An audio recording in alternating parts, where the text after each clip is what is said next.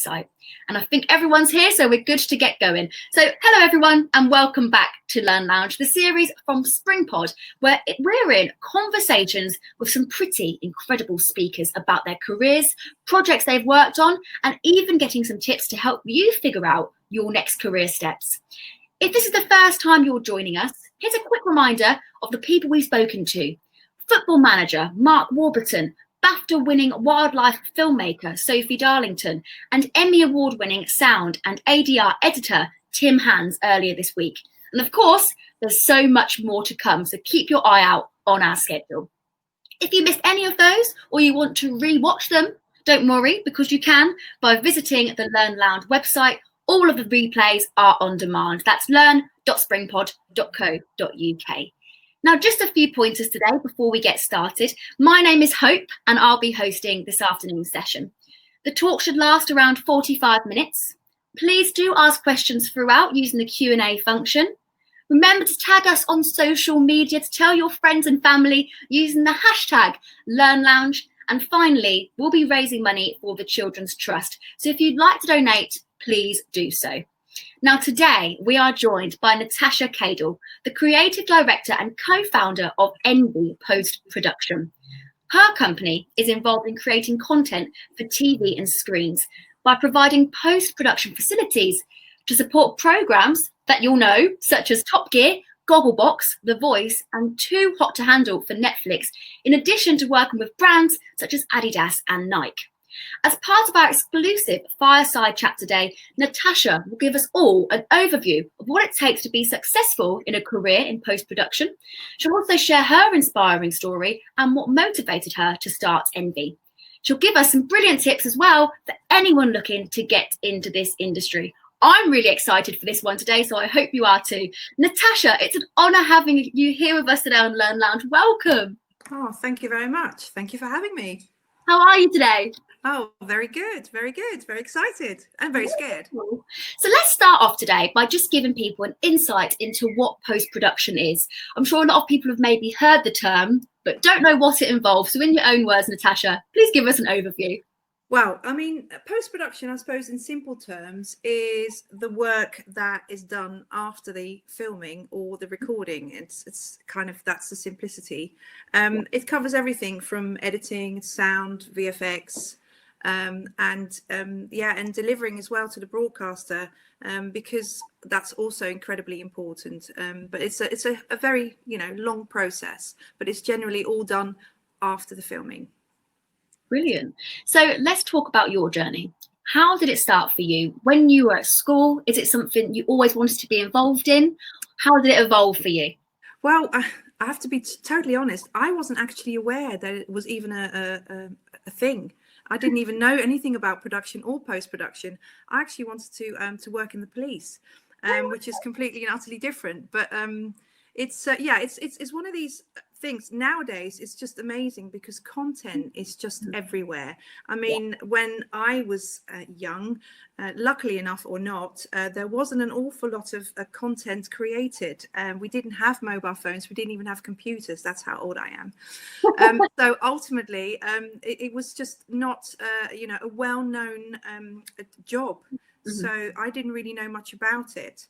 Over the course of years, gaining sort of experience in various sort of industries, I thought, wow, this is really interesting. I was really interested in television programs. I was really interested in content. And, I really wanted to sort of make a career in it, but I didn't know how to go about it. So I actually started, like most people do, as a runner.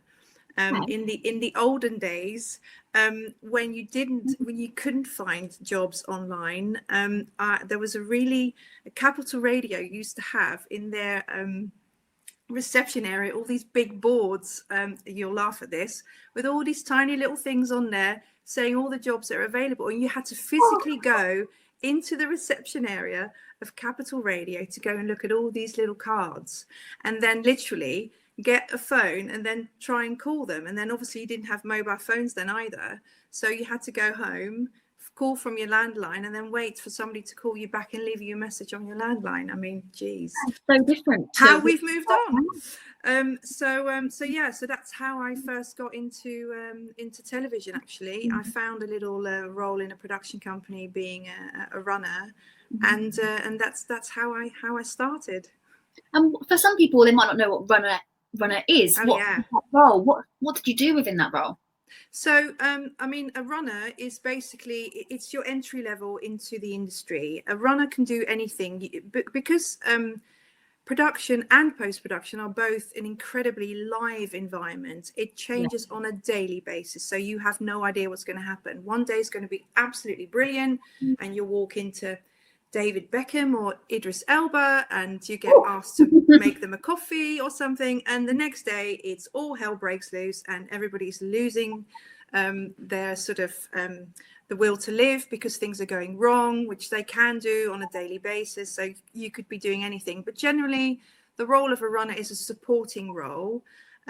Generally it is to make teas and coffees, but it's way more than that. I mean, you have to run media from, you know, various sort of locations, and you have to just generally support people when they need things.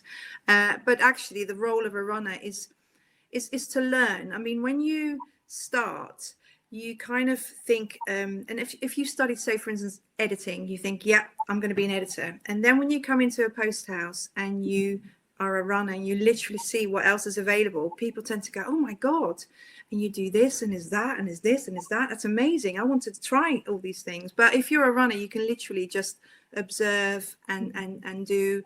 You can see the whole sort of atmosphere. You can feel what's happening in the room. And actually, a lot of the things that's really important to have is soft skills, which is something that is not necessarily in any curriculum or in any. It's not like a subject that you can learn. I mean, it's really important to communicate and to be able to deal with clients, to deal with your colleagues, to deal with anybody that's sort of in your way. This works for production as well as post-production. So, yeah, it's kind of it's an interesting entry-level role that has many facets. So that was like your work experience. Yeah. Were there any qualifications that you obtained along the way that helped you get to where you are now?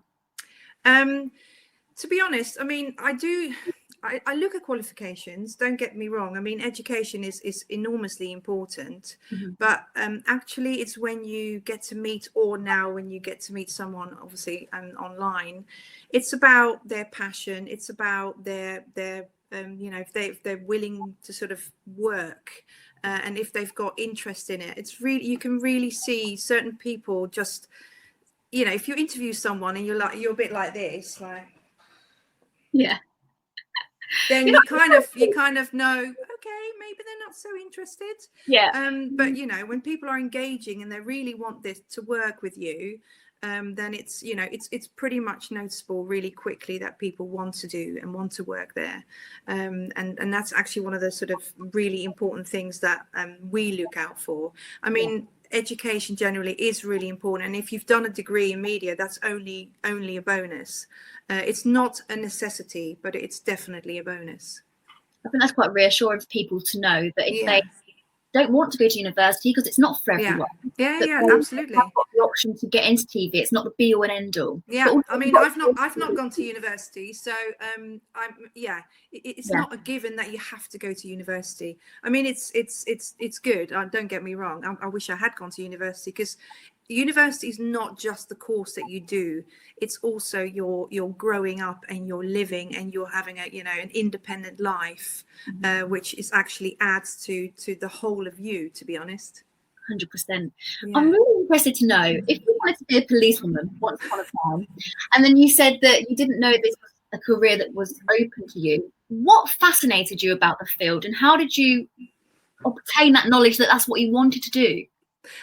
Well, to be honest, I kind of fell into it, which is a little bit, wrong. So ultimately, I met someone who was working in that field. He was a cameraman, and actually, I went to sort of meet him after work, and he was saying, well, actually, they need someone to just make photocopies and get sandwiches and do stuff. And I kind of went, okay, I can do that. But he said, well, it's not paid. It's just for, for work experience. I went, yeah, I'll try anything. And that's kind of how it all started. So I just ended up sort of making myself indispensable. It's a weird thing, because when you come into a workplace, it doesn't matter if you're the bottom of the chain, you basically just work and make yourself known and make yourself indispensable, because people will just go, if you reach for, like, I don't know, something, and you just going, hi, do you want this? And you're really helpful, then people go, oh, that's good. I want this. What's that girl, that boy, whatever? I would like them back. So if you're just always saying, yeah, I can do that, no problem. If you say, oh no, I don't think I can do that, or if you say, oh, actually I can't, because I don't think I can be there on time, or whatever, you just never say that. You say, yes, of course I can do that, no problem at all. And then on the days off, they'll be like, oh, where is she? Yeah. So and they want you back. So yeah, that's my that was the way I did it, really. So just to make yourself, indispensable, not too in their faces, but yeah, that worked. Yeah. So we're going to think about envy later on, which has been a huge part of your career. Let's talk about pre-envy. What did you do before you co-founded this company? So as I mentioned earlier, I went to the Capital Radio in the lounge and got a little. So I phoned up and I actually did get the job, and I ended up being a runner. Literally did everything, sort of from photocopying to getting running errands and all that sort of stuff. I kind of moved on to working in a library, not a traditional like library, but a tape library.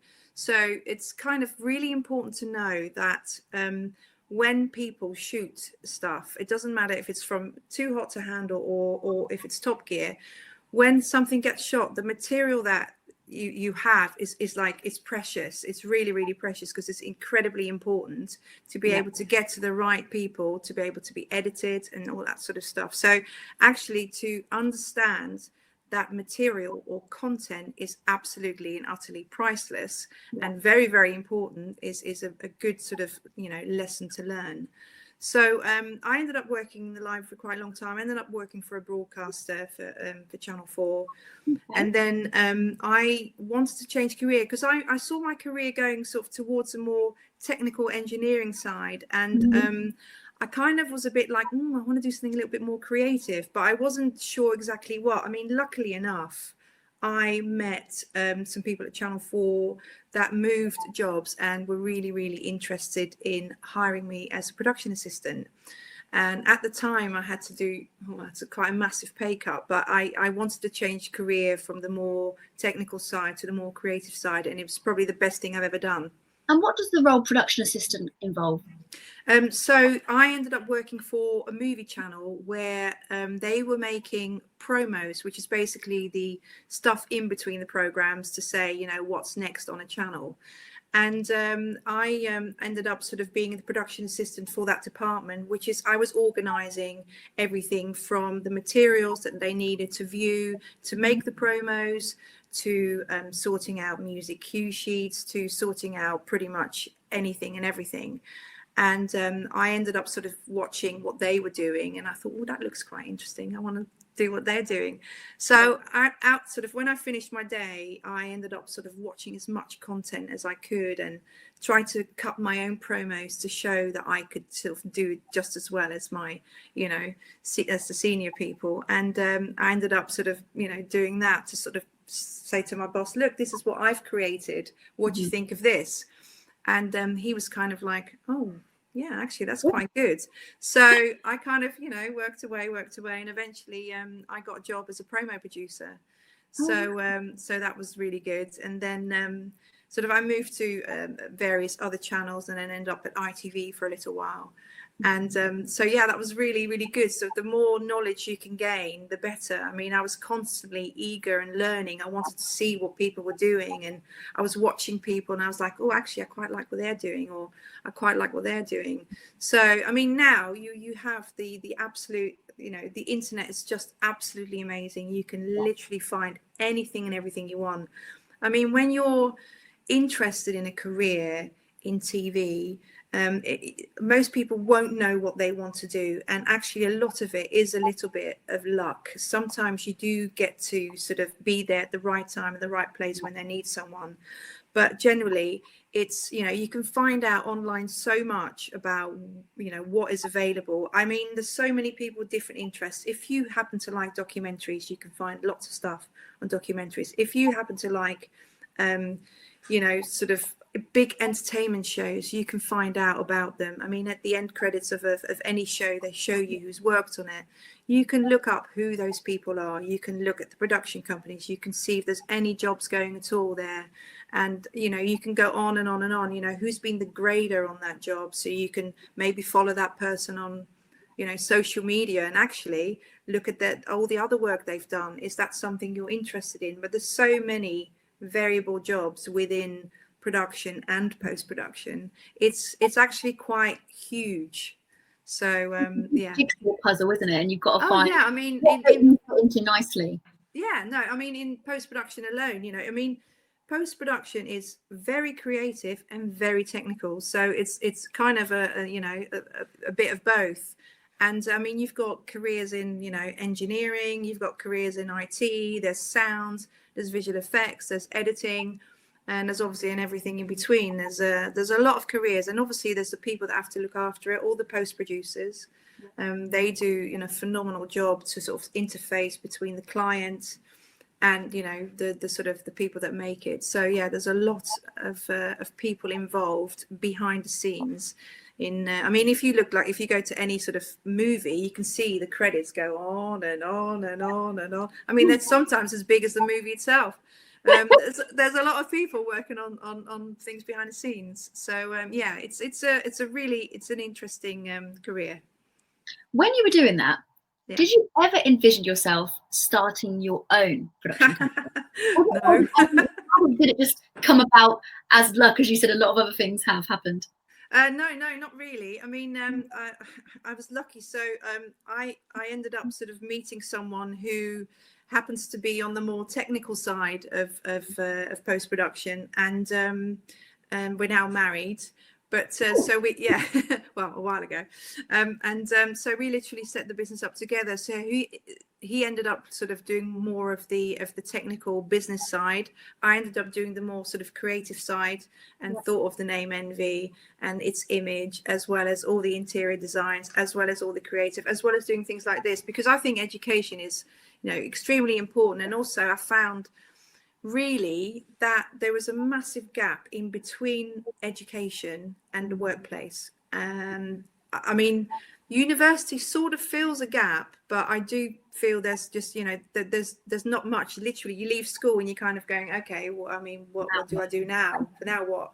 And it's really difficult, you know, depending on your age. I mean, when I was 16, I didn't, you know, I thought I wanted to go to the police, but I didn't really know. I just thought, yeah, that looks quite interesting, and you're talking to people and dealing with people. Yeah. I didn't know, but yeah, I mean, it's incredible, because the creative industries is like one of the biggest growing industries in the UK, and there's actually not an awful lot known about all these fantastic careers within it. Yeah. So, you know, it's like if you're at school, it's very based on, you know, you've got to do your maths, and you've got to do your English, and you've got to do your chemistry, and you've got to do your biology, which is all incredibly important, don't get me wrong.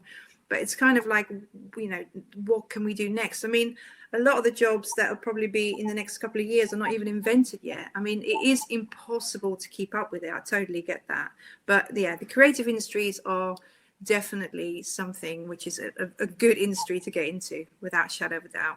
It's so exciting. And I mean, you've spoken a lot about how you met this person here and this person here, and we're going to speak about networking a little bit later on. Yeah.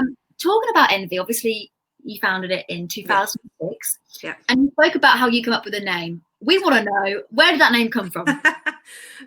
Well, it's not so glamorous, I'm afraid. I was standing on the platform waiting for a train, and it came up.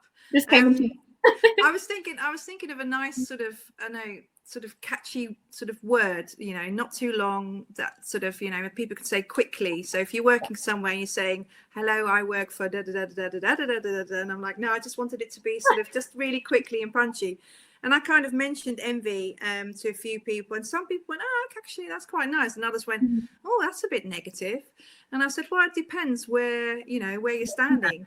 So if you're from the inside looking out, you're fine." So I kind of just went, "It's fine." It was a bit brave actually to sort of to say envy, because actually we could have folded. You just don't know. So So we're going to talk about envy in more detail, and we're going to talk about post-production. But I think first we've got a little video. So everyone, watch this. It should be coming on in a moment. The suspense, you see, we have to build it.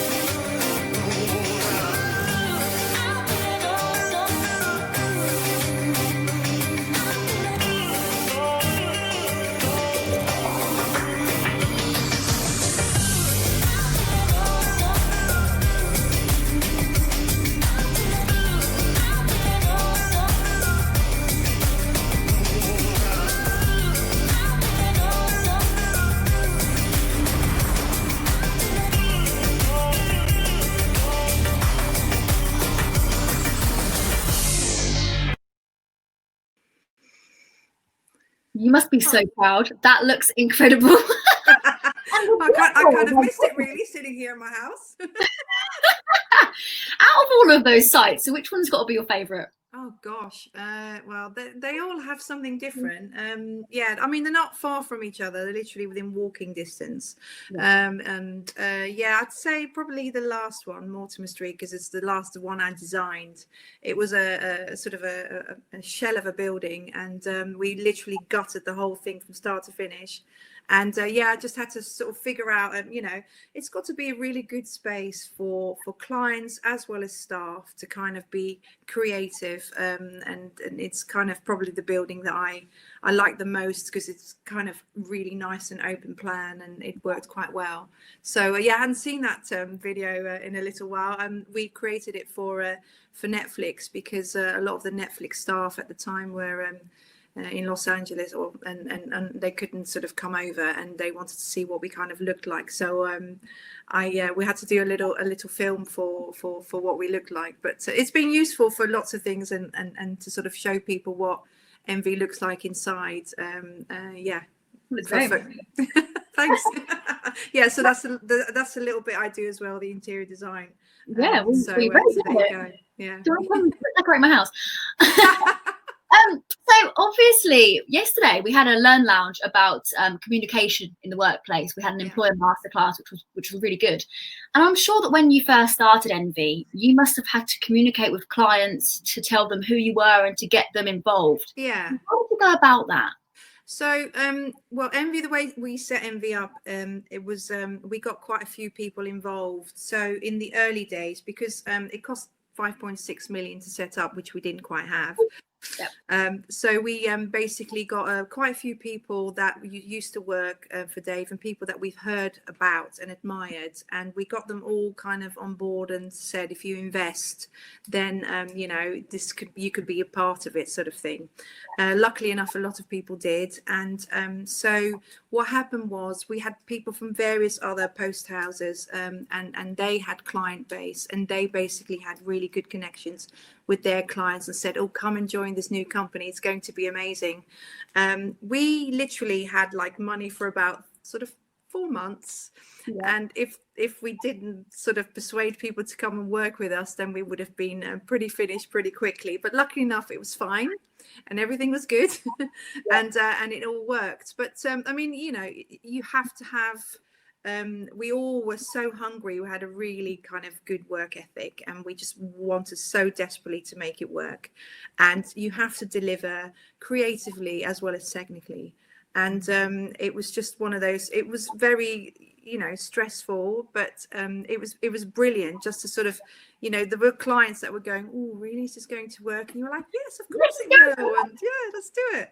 So, but, we had some amazing producers sort of on board, and they had good connections. And luckily enough, it all worked, and it was just really good. And people have come back again and again. And the good thing is that when the first clients that we started with have now ended up sort of, setting up their own sort of production companies, and they've then grown again. And then it's all word of mouth, and it's all about reputation. If your reputation is not particularly good, then people won't come back and won't use you again. So ultimately, we're it's very important to be able to always deliver what the client wants. Really, that's the most important thing. Yeah, and it's true what you say about reputation, because good reputation travel quickly, but so would bad. But obviously, it's worked well for you. You've got a lot of clients, and you've worked on so many interesting projects as a company. To name a few, at the beginning, I mentioned Gogglebox and Top Gear, but you've also worked on Stacey Dooley documentaries, a lot of comedy shows. Is it Dating with Your Ex? One of those as well. Yeah. And we've done MTV Cribs, the football one, and Too Hot to Handle, obviously, which was a really huge success for Netflix. And there might be more. Probably speaking out of turn, but I'm not sure. Whatever it's said here, it's all good. Fine, it stays between these. Yeah, definitely. Right, let's move on to something really exciting.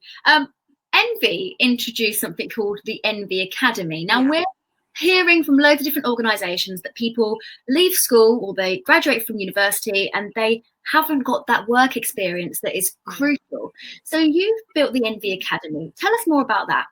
So basically, it all started when we're obviously small, and we had about 4 or 5 runners at the time, and we were growing, and I suddenly thought, oh my God, we have to keep stealing people from other post houses to be able to sort of, do this. And I thought this we can't do it like this.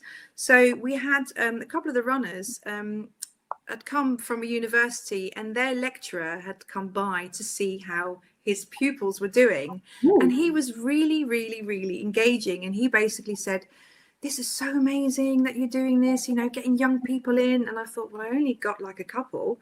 But he said, no, this is so good. And can you come to the university and talk to people and about post-production and what it's like in the real world? And I kind of went, well, yeah, of course we can do that. So that's how it all started. And I ended up speaking at this university, and I thought, God, there's something here. And this is where I suddenly went, there is an enormous gap between education and the workplace. And I just wanted to see if I can bridge that. So the NV Academy kind of works twofold, really. It's just it's an internal training program. And then there's also an information source for, you know, education for sixth form or university students.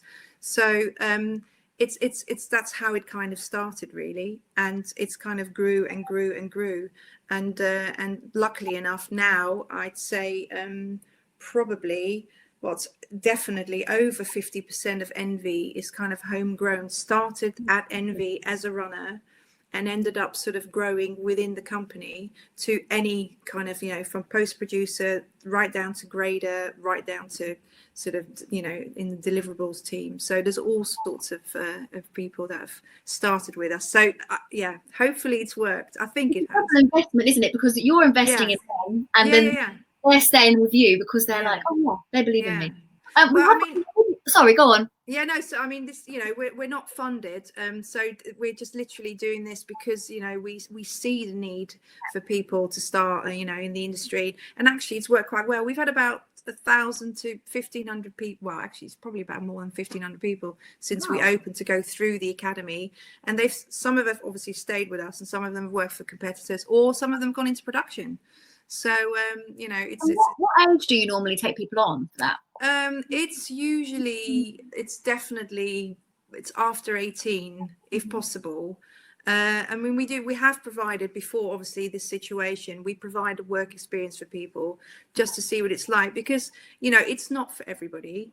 You know, that's just what it's about, isn't it? It's not for everyone, isn't it? You got to try it. Absolutely, yeah, without a doubt. But I mean, it's you know, some people you can see they come in and they're really excited, and some of them go, yeah, love it, can't get enough, want to do more, and others go, oh, I'm not sure, I didn't realize I had to just make a cup of tea and, you know, do this. And you're kind of going, well, yeah, but that's just the beginning, it's going to get better, please. Stick with it. Well, if anyone's watching this and they're interested in the NV Academy, we're now going to show you a short video clip of it, and we'll ask some more questions after.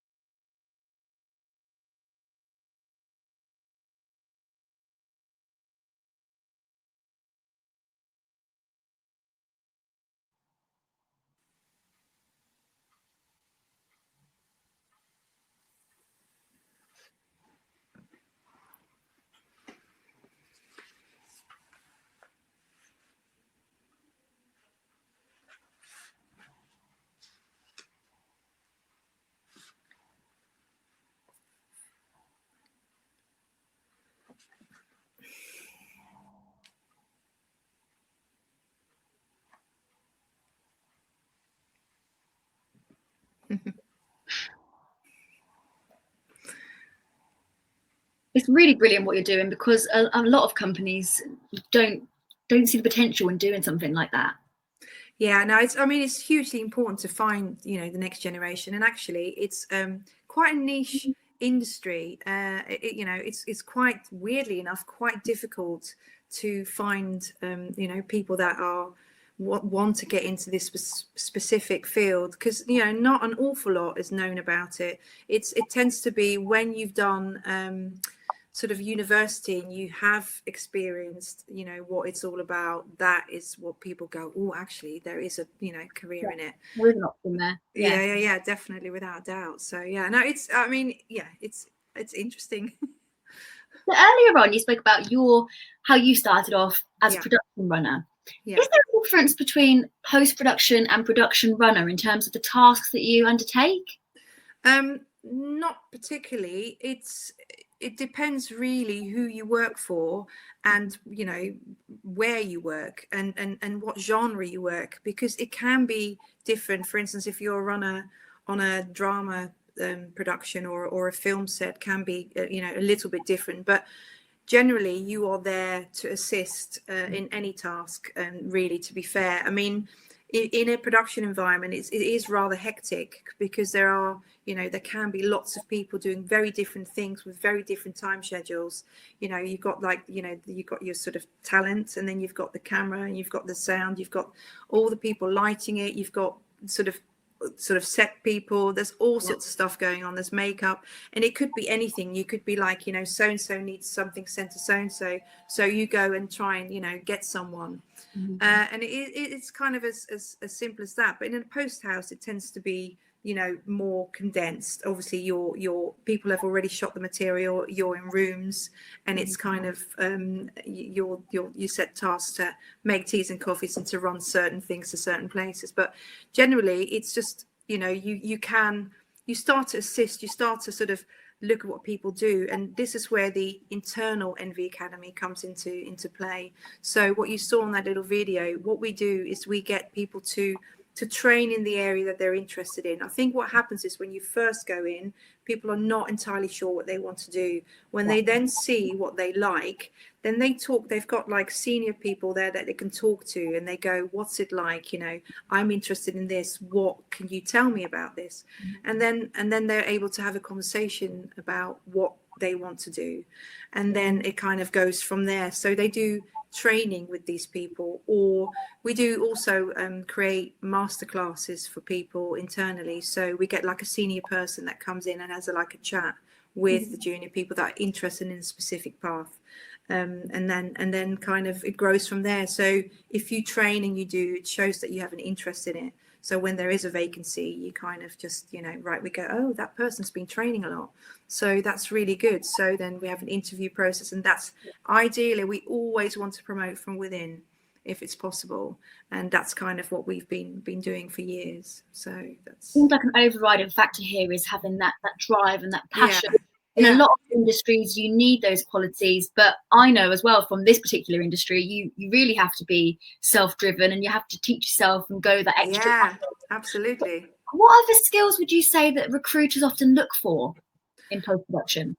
Oh gosh, well, I think actually that is probably the main thing for us, because weirdly enough, we can probably teach you most things, but we can't teach you a personality. And it's kind of like the communication aspect. I mean, you could be the best editor in the world, but if you sit there and say nothing, then you will not be able to sit in a room with clients and give them feedback, or talk to your colleagues about what needs to be done in sound, what's the next thing that needs to be done. So it's really important to have that communication with your colleagues as well as your clients. But I mean, it is obviously, if you're interested in engineering, then I'd love you to have a degree in engineering, because that would be really hard to try and teach you from scratch. But generally, it really is the passion that will shine through pretty much.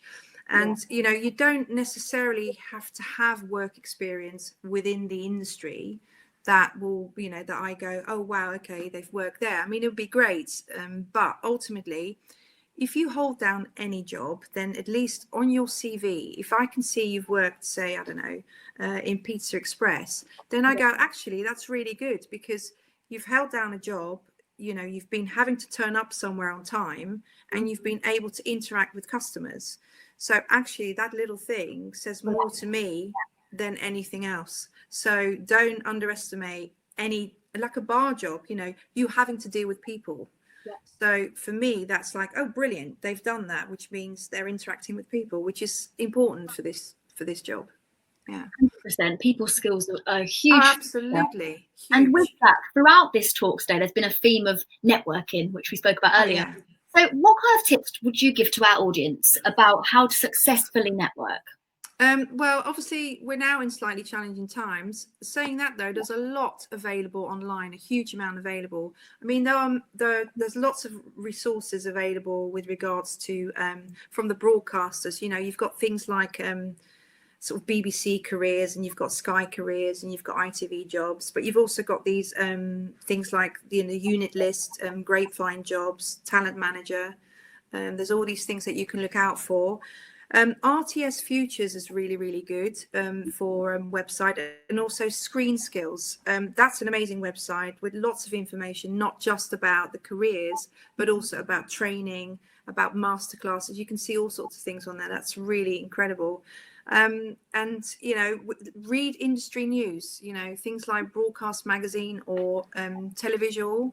There's also something called Little Black Book, which is really good for the advertising sort of world, you know, the more sort of smaller content things, and it shows all the sort of companies that are working on that. Absorb, you know, just read as much as you can, because depending on what your interest is, you know, if you are interested, like I said earlier, if you're interested in music videos, or if you're interested in commercials, then that's a completely different sort of career to the sort of more documentary and other types sort of programs. So there's a huge variety available within sort of production and post-production. So it kind of is what you're interested in, and then read up on that. And, you know, like the credits are now available for everyone to see. So if there is something in what I call long form, which is the program side of things, and you look at the end of the program and you see the production company, you know, look at what else they're doing, and if that's something you're interested in, then have a look at that. And the same with the more sort of commercial type things. There's so much information online to have a look at. But yeah, networking is, I can't tell you enough, networking is the most important thing, because one chance meeting with someone can actually completely change your life. I mean, at universities, it's funny.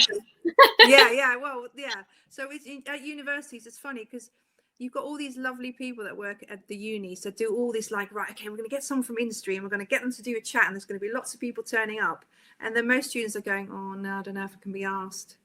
So, and then you're like, no, it's that one moment you're going to meet a senior person that you can then go, hi.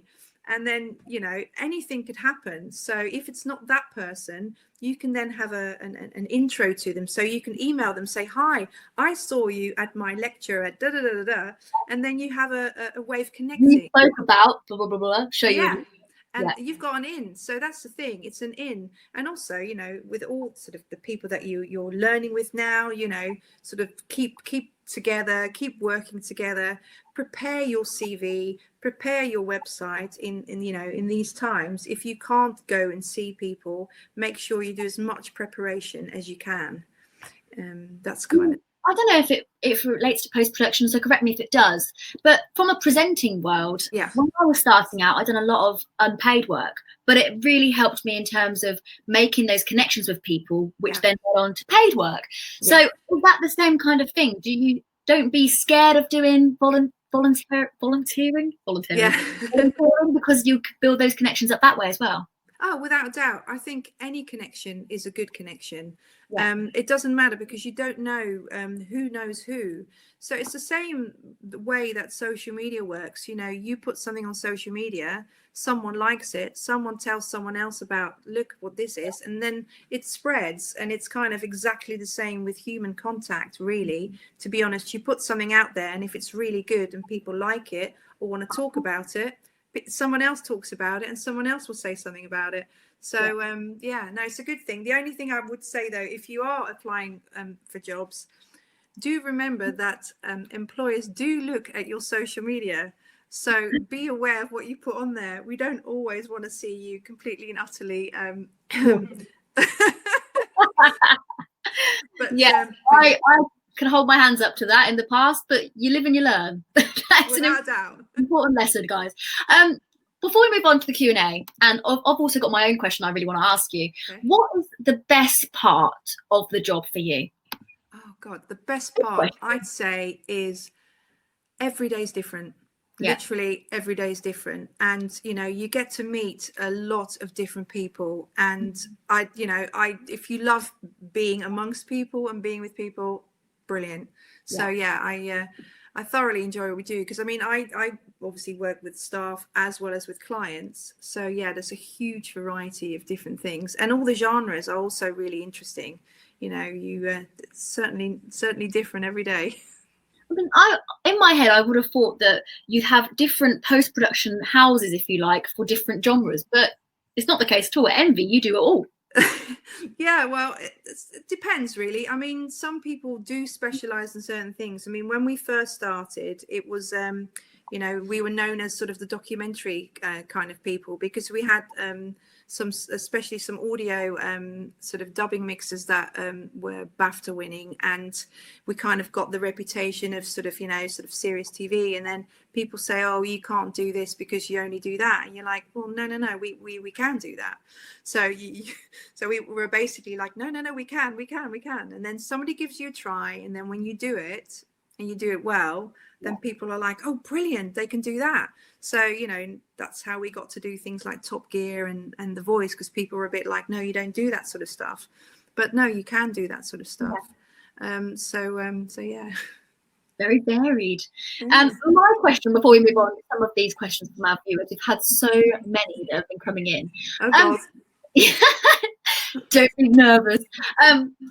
When it comes to getting the footage from production teams, do they give you kind of a ruling of what they want you to get rid of, or does the post-production company make those decisions of what gets cut and what stays in? It's something that I've always wondered. Yeah, no, it's not. So basically it depends. Again, it varies so much from production to production. But what happens is, when the production company has an idea, they come to us and they go, right, okay, before they start shooting, they're even going to say to us, look, what are the cameras, what are the best cameras to use for this particular job?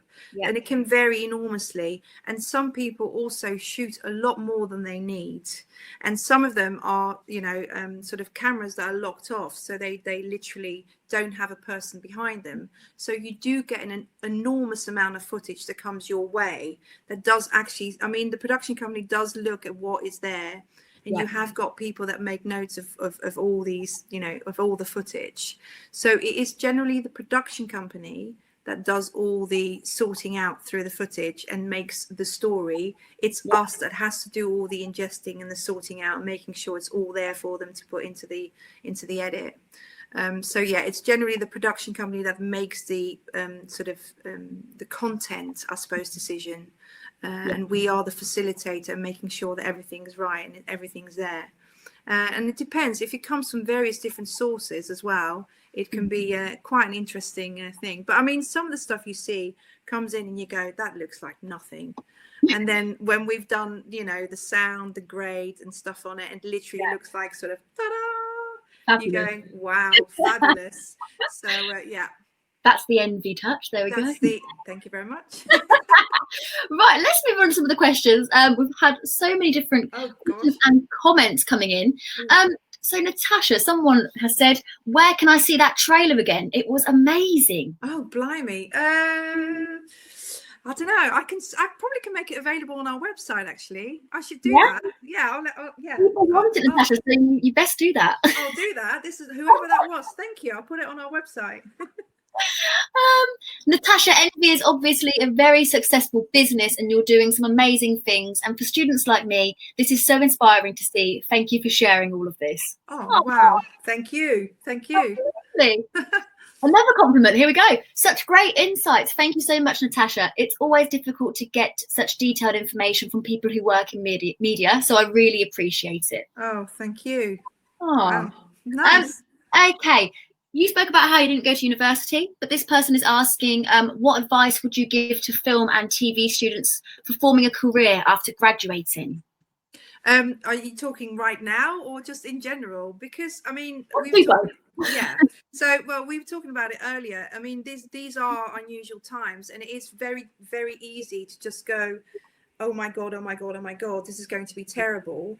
But actually, this is also a really good time to reflect and trying to organize things and to do an enormous amount of research, because ultimately, like I said earlier, the internet's just amazing, and you can find so much about so many things and so many people.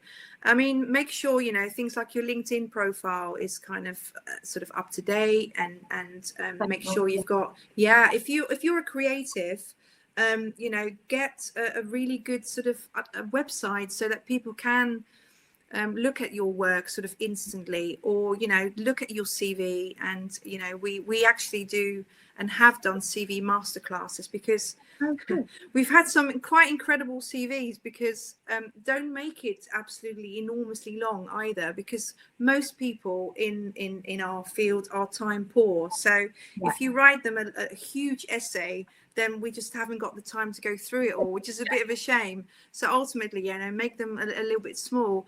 Also do your research if you can, and find out the person that you want to sort of, address. So yeah, there's a lot. I mean, I can do a whole hour just on CV masterclasses here. I've got some brilliant examples, honestly, that you've literally go, oh my God. You mentioned a poem before we started this session. Oh yeah. No, that was brilliant. I was just looking at it earlier. I had ages ago, and funny enough, he's still working with us. He sent me, I can actually got it in front of me. Basically, it starts off by saying, why pick me? If you need a runner, then you need me. Builders of Earl Grey, I make grey tea. Client driven and focused, I'm a good interface. Organized and committed, I'll keep up with the pace. Enthusiastic and keen, I'll do anything. A smile on my face, I'll always bring. My software know-how includes Premiere Pro. Eager to learn, I'm available to go.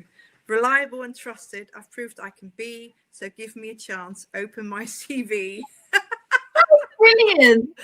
I literally just saw this and I just went, I don't know anything about this person, but can I just see who he, she is? I didn't even have a look at the CV. I literally just went, this is so interesting. It literally grabbed me. And he is still working for us. Wow. So he started as a runner and he's been with us now for, I think, near on 2 years now. So it's just, I don't know, it was just different. And I just thought it was really, really, You've got to stand out. Yeah, you got to stand out. I mean, in every industry, but in this even more so. So yeah, he was it's just grabbed my attention.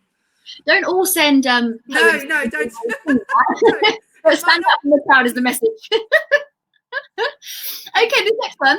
I completed a work experience at Envy in my second year of university through the Envy Academy, and it was such an amazing experience. So there you go, everyone else who's watching.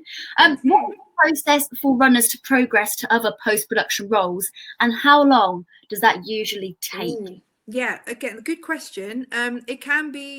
It depends very much on the availability, obviously, of people. So what tends to happen is movement. So when someone at MV gets progressed, it tends to be because there's obviously a vacancy, because they've either moved up or they've moved out or they've gone somewhere else. So it kind of depends a little bit on that, but also it's the amount of training you do. I'd say on average, if you probably can be a runner for about a year.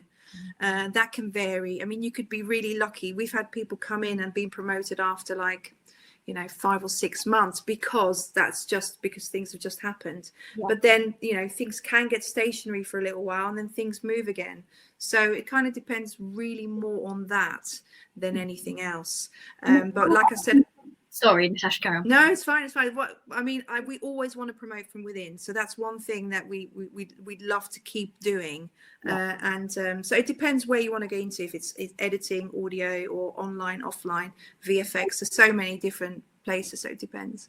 I was just going to say that obviously we heard from you how being a runner made you open your eyes to all these different options. So if anyone's watching this, don't feel like, oh, I've got to be a runner first. See it as a really positive thing. Oh, it's amazing. Realise what niche that you're in.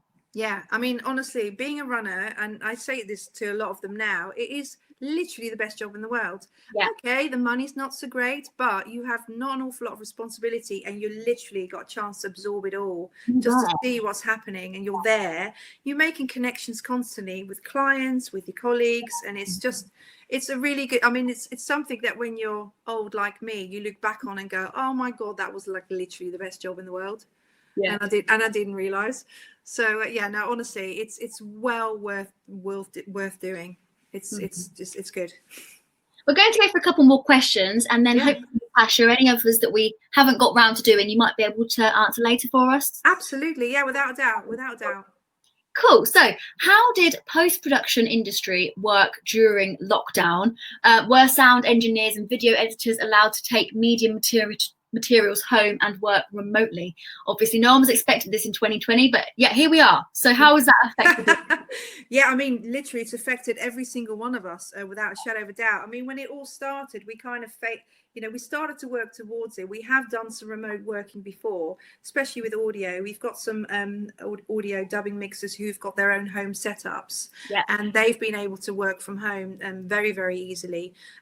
So it was kind of, we had to do the people that were at work as well as the clients. So that was interesting. So what happened is none of the material had to leave Envy. It was all at Envy, but people remoted into the machines at Envy. So that's kind of how it worked at the moment. So it's the only things that are really difficult is like if you're doing a giant sort of huge sort of mix, like an audio mix, or if you do a grade, because we work off monitors that are £50,000 and not everybody's got one of those at home, so that's quite difficult. Plus obviously it depends on your internet connection as well when you're working, because it is huge files that we're dealing with, and that can be quite difficult. But we've managed by doing various engineering things. This will take an extra hour to go into, but it's been quite a challenge, but it's been good. There you go, and you might have learned things as a business as well that you can take forward, or without doubt, grateful for what setup you do have normally. There are going to be business opportunities. I think it depends. I mean, it totally and utterly, depends how you see things. But I think it's good. I mean, there's the production companies are talking about shooting again, so I think it's good. It's exciting. We're going to see some different things, and people are thinking out of the box, which is really, really good. We'll go for one more question. We are cutting it fine. But this one's really interesting. What about the working hours? Are they dependent on the projects that you work on? That's quite a good question. Yeah, no, it's a really good question. And yes, absolutely. You've got something like, for instance, Gogglebox, which is very topical and needs to be turned around really, really fast. So yes, there will be really long hours and a lot of overnight working. But we do tend to sort of, we don't sort of work you 24/7 every single day, 7 days a week. Although sometimes now it feels like it. But no, it does depend on the project. I mean, generally, we do make sure that, when you come into the industry, you do have certain hours. It can work a little bit longer, but you do get paid overtime. So in the sort of more junior roles. So, but it does depend on the production. It can be long hours, but it is all just about learning, really. You just learn so much all the time. And keeping you on your toes. Yeah, without a doubt. Mix it up. Yeah. Natascha, what an absolutely wonderful session. I've enjoyed it. I hope our audience has too, and I really hope that you have. Yeah, no, I have.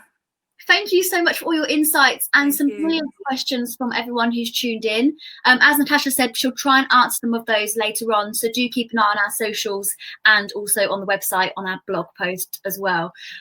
So just a reminder before we go, we are raising money for the Children's Trust, which is the UK's leading charity for children with brain injury. If you'd like to donate, that would be brilliant. They help to rehabilitate children with brain injuries to help them lead a normal life. So it's really, really important. Join us for our next Learn Lounge on Monday morning, bright and early, when we'll be talking to Mona Vadher from TG Consulting and finding out more about some of the skills you'll need for the workplace and how you can start building your social capital now. Thank you everyone for joining us today, and we'll see you next week.